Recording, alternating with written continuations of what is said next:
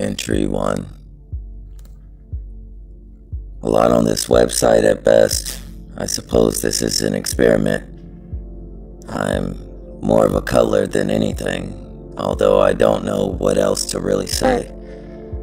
Predominantly enthralled with the psychologies of people, I've noticed a rash change in perception and psychology amongst the masses since 2013 in the US. As many assume roles in society, and some, in such wanderlust and ambiance of disassociation, seems to be amidst the populace. Though my family moves further in estrangement from me at my hypothesis, seeing that I am right, they continue in a silence themselves, and I am left to ponder the mechanics of this reality. Is this the Matrix? Generally, I like to cuddle. What I find is quite simple. More properties of waking the sleep have came in an activity near it than in festivities of engagement, though I thwart so far commitment, as the common consensus seems to drift psychologically, showing severe dissonance. I leave a door open for hope. This is a world of chaos, in fact. And though people formerly noted me as being either wild or crazy, their resolve in my conclusions seemed to be projected as the move into the faceless crowd of this odd new age utopia. I am as a wave of peace in this disassociative dystopia, and I am curiously sane. Although I do note that this in itself is quite a mystery. I suppose I will be here for a little while, since most communications seem to be dismissed among social media by AI bots. And strangely, no one seems to notice. I strike a wood match and I watch the flame sink into the dark. My name is Nomak, the Cuddler. Ciao.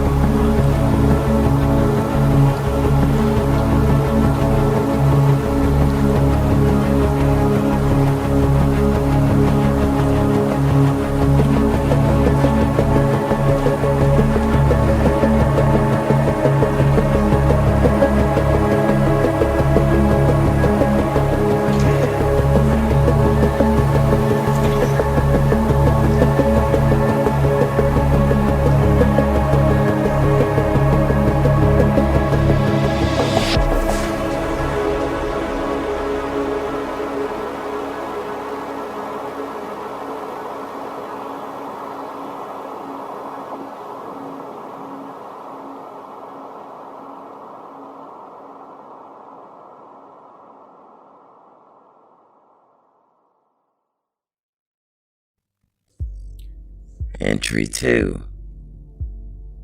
The Mellowatt. The windows left open. The scent of night surrounds the room, and the incandescent of the desk lamp floods the tabletop. Ambient minimal tech possesses the air, and she carelessly kisses the Molly, my passenger. Tender and sweat, with a glow sheening off her alabaster skin. Hypnotic is her whisper, and her sound is like the Molly. That when she exhales, I inhale in tantric rhythm, the elixir of the color, submission of the covers, and the fold of the careless sweater hanging over the shoulder of the love seat. Drawing the cigarette smoke between our breaths, we web a weave in time transcendent. I have a dentist appointment tomorrow, in fact. Good grief. I am playing Nomak, the Cutler.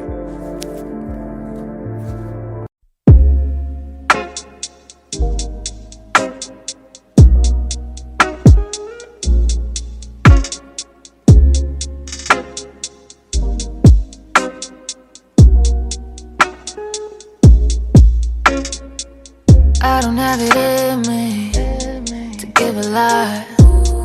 I can't be the one thinking that you read me. Hate to throw you off, you're out of luck. I'm out of love.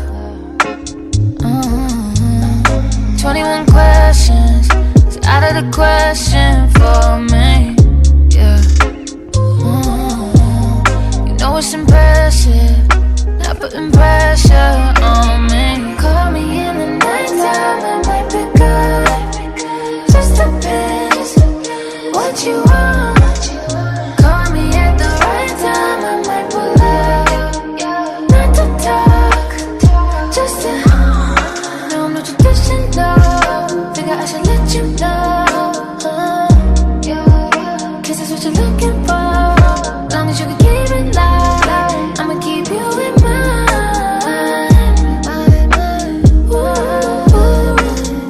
Late night, laid up, all the snores. One more round, it's almost 4. You know the rules, boy, I gotta go. Tell the driver, be at the door. Oh, yeah. The look in your eyes say, stay back. Call somebody else if you want that. I'm not that, yeah. Knowing me, I'll keep you waiting. Just do us both a favor. And call me in the nighttime, I might pick up.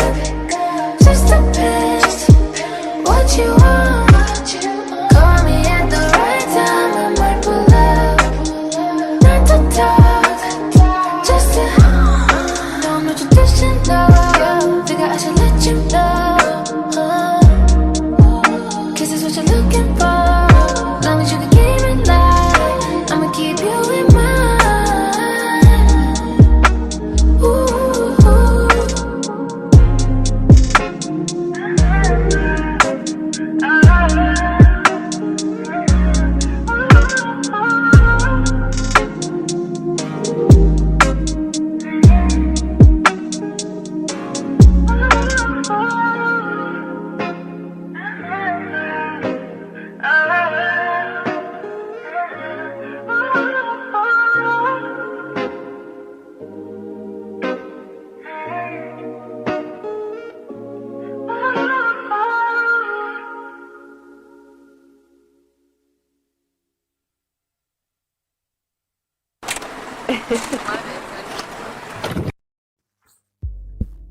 Current synopsis, thought dialogue.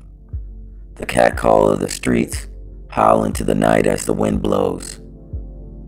A lost, carelessly crumpled receipt skitters like a roach by the trash can as I light a drag from the cigarette at the bus stop.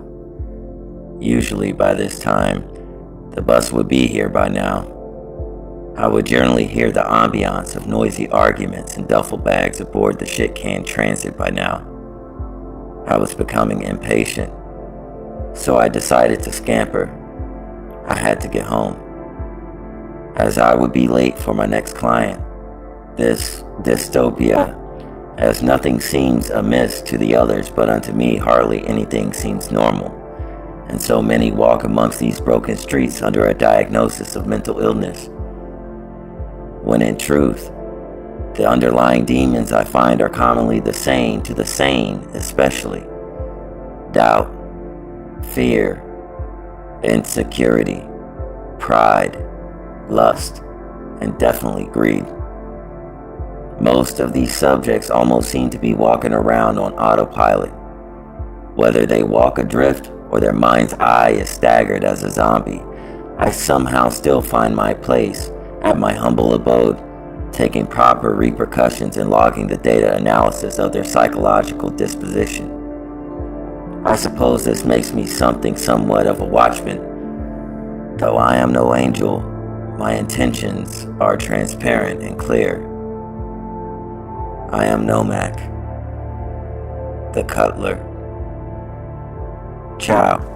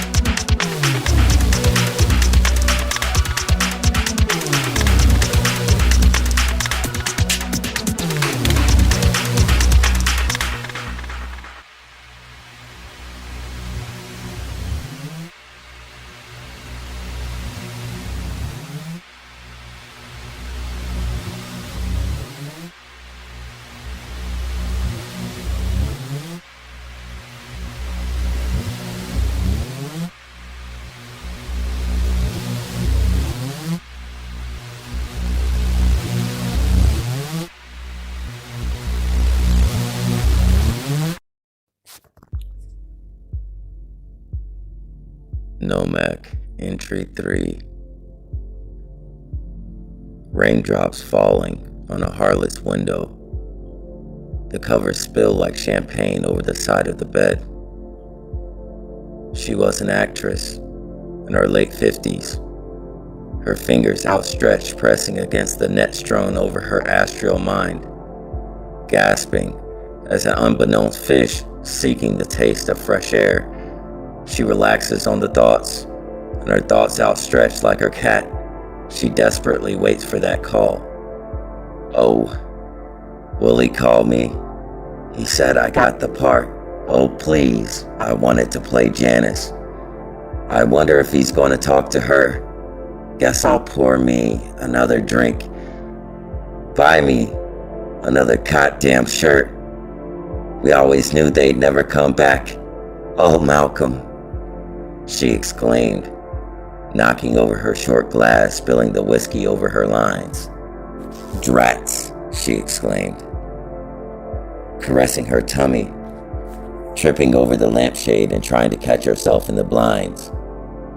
A man off in the distance exhales a drag from his cigarette. A heavy voice from the background says, "Shoot." The silencer goes off as she sleeps in a web of the blinds. This was no camera, and she was no peeping Tom, just clumsy and in the wrong place and at the wrong time. I am Nomak, the Cutler. Ciao.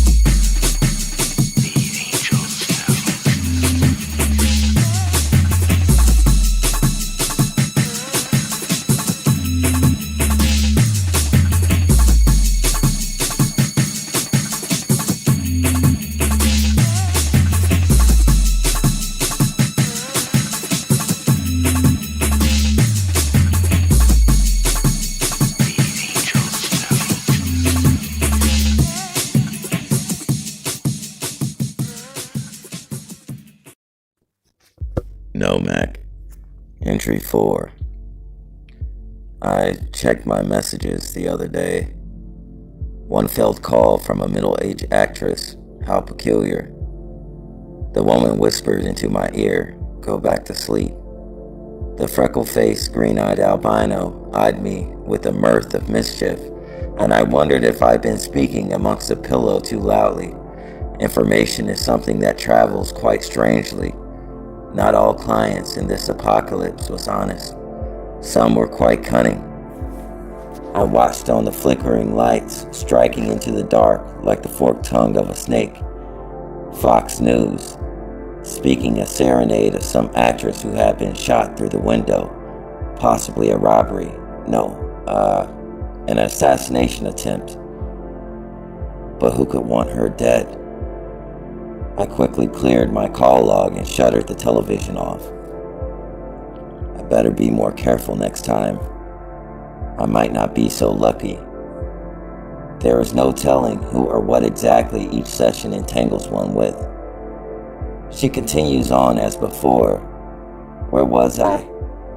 Yeah, so I went to the shop and no one was around except this middle-aged lady. And she started talking crazy. It's like she knew almost everything about me. I've never met her before in my life. She was convinced I knew who she was. I didn't know who she was. I thought she was a crazy bitch. Her voice drifted off into a murmur as I began to think to myself, I gotta get into a new line of work. It may be too late. All these fat lifers and cuddle therapy applicants might be crazy. Am I the only one that's not disassociated here? As I return my focus, I am again distracted by either a fly or a bee buzzing in the blind space, trapped, making incessant complaints between her whispers. Yes, I thought. Bees in a trap. My name is Nomak, the Cutler. Ciao.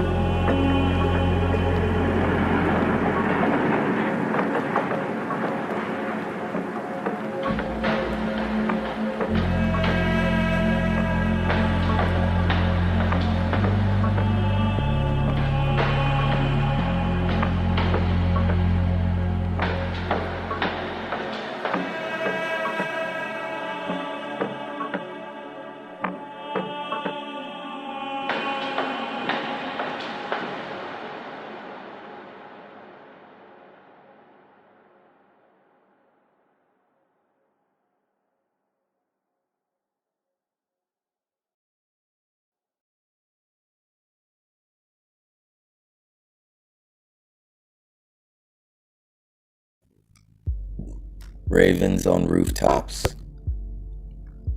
Another dreary night after a talk with the Ambient. Suzette hit the snooze on the radio. We overpowered the drugs and I felt a cold nipple touch my rear shoulder blade. Sometimes I wish I had wings. Other times I wish I did not. She laughed and mentioned, "You're zoning again, you know." I could have sworn on the Bible when I peeped over my shoulder I seen her canine extend into a blade. She, on the other hand, was harmless, just as lazy as yesterday. I always found the things I seen to be true, even though she only calls after midnight for appointments, and she only encourages certain psychological compromises. "Nice fang, Snaggletooth," I chuckled. "You always say that," she jabbed my shoulder. "I'm not a snaggletooth." "That's not the point," I exclaimed. $10 says you're full of shit." She said, "I am not. They'll be here. Just watch the rooftops." A slight crease formed in my forehead, which always caused her to laugh hysterically. "Don't think too hard." She pointed forward and pushed my jaw with her finger, pointing to the tall, awkward rooftops across the street. A leaf swirled and smacked my window, and I was so zoned in I flinched and blinked. And when I opened my eyes, lo and behold, there she was with the gleaming katana across the street on the rooftop with 4 other shadowy figures staring back at me, and I could no longer feel her cold nipple pressed at my back. Did she? I turned and she was gone, and a yellow post-it was on the nightstand. "See you soon," it read, signed S. I focused back on the rooftop and she gave a slight nod before they, one by one, plummeted off the skyrise and vanished before hitting the street. I looked back on my nightstand. A wad of crumpled money obscured the note, with the top bill reading "Top Secret." How bizarre. Nevermore, I thought, realizing there was an ear of corn on my windowsill. I am Nomak, the Cutler. Ciao.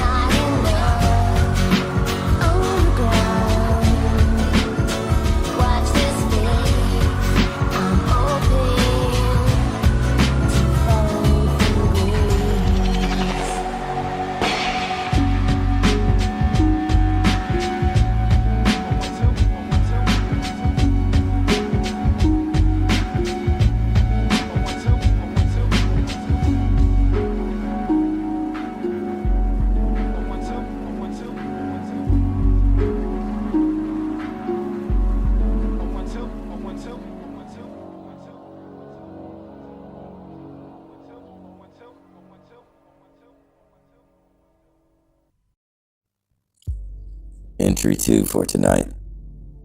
Yvette and Priest. Covers drawn over her head, with a low-brimmed blue ball cap covering her face. The brim like a roof awning covering her gray eyes. She waved a motion for me to come over. She had wild energy, and I was kind of perplexed what all the anxiousness was about, until she slowly pulled the brim of her lid back, revealing a lucky shiner. "Oh snap, that's a beauty," I exclaimed. "Fuck are you doing here?" "I can't get caught up with false appearances," I asserted. "This doesn't look safe." She pulled a can of beer and a tab out of her backpack and burped while rolling her beer slowly across the carpet to me like a grenade. "Where did you come from?" I asked. She pointed up towards the ceiling, and I pondered. "So, do you know Suzette?" I asked, and she shrugged. I opened the beer and suggested, "You could stay for a while, but at daylight you definitely have to be out." "Did you need me to call Priest?" she said. "Priest?" I questioned. "Who the fuck is that?" "Certainly, it couldn't be. Yeah, the scraggly, wiry kid with the scruffer who parades around town on a short black BMX bike with a gang of random gnarlies." Right, I get it. "Were you doing stunts or something?" "Not quite. Listen." She pulled out a fat freezer bag of money out of her green JanSport and dumped it on my floor. "I'm going to leave now. I have your details. Take your share and only your share. If I don't contact you within the next 78 hours, keep it all. I need you to stash this until tomorrow," she snapped. "Okay, so we don't have time. Take the fucking cash. Destroy the fucking bag and don't say a fucking word or else. After 78 hours, if I am not back or someone from Priest's crew, you can just keep all of it. And I mean all of it." Sirens serenade like mermaids in a Sinatra stanza at an opera several blocks down, and I could hear the screech of the Archangel's propellers beating the air, sweeping over the rooftops. She wildly looked into my eyes, and her eyes began to wax a crazy number of colors before settling on an amber brown. A sweep of light cut across the blinds into the dark room, and her face appeared to change. She almost looked Hispanic at this point. "We are the V, and we will be watching you.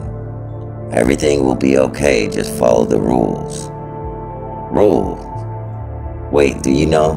She brushed past me through the small room into the back upstairs bedroom and jumped out the window. When I rushed to the window and looked down, the only trace of her I seen was her earring glistening on the concrete. She was gone. V. Huh, I thought. This shit is kind of interesting. I ran back to the room and began pondering where to stash the cash. Then suddenly my phone vibrated off the nightstand. Startled, I picked it up to reveal a text message. "Make sure you get my earring off the concrete and save it for me. Thanks." It appears they were watching. The sirens and helicopter was mysteriously gone. Strange. I wonder who she thinks I am, or where I know her from. She said her name is Yvette, but if she is the V, is she in Priest crew, or did she take something from? What the fuck? I am Nomak.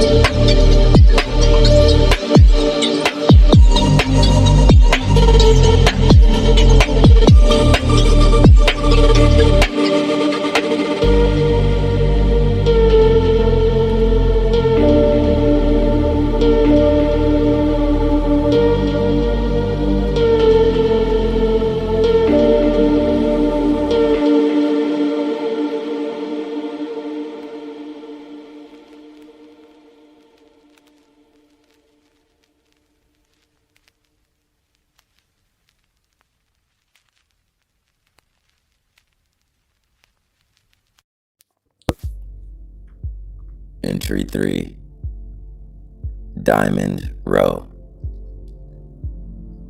She is rich, cunning, nimble, and supple. The gleam in her eyes, I suspect she is wanted, but how she is wanted, I do not know. Maybe she's a con artist. I cannot get her to open up.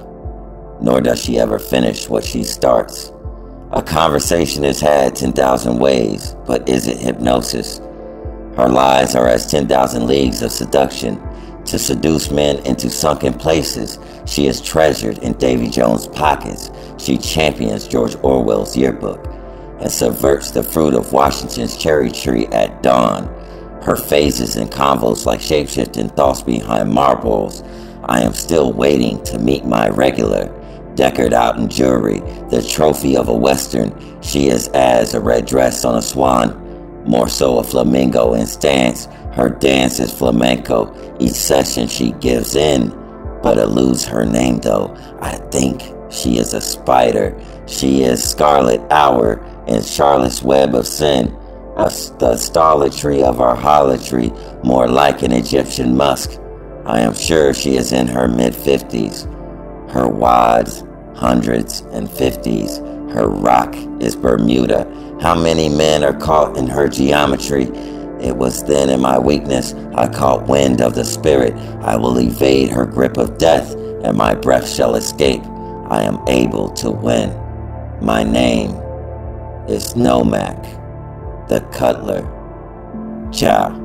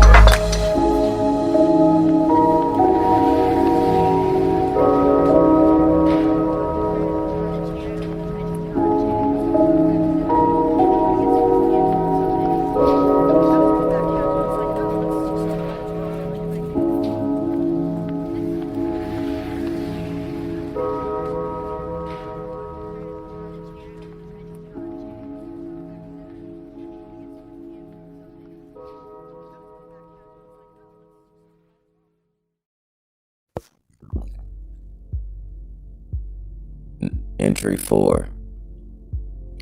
Night 37. It was daylight.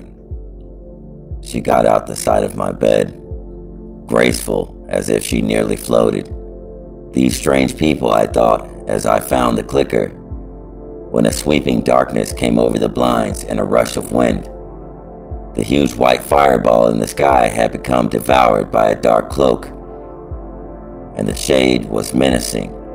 My room got cold in that moment, and it appeared time slowed, as in bullet time.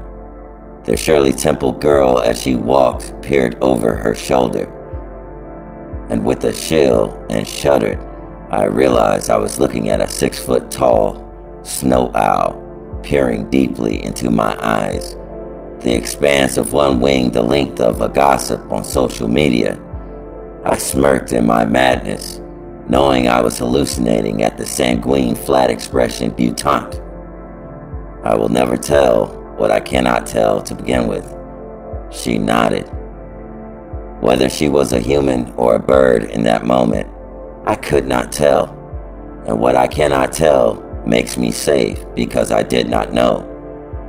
The shade finally flipped past in that instant, revealing a lady, chuckling at my expression. You know, you have that slight crease in your brow again, she stated. I thought to myself, so I am told. Where have I heard this before? The memory eludes me. I am Nomak, the Cutler. Ciao.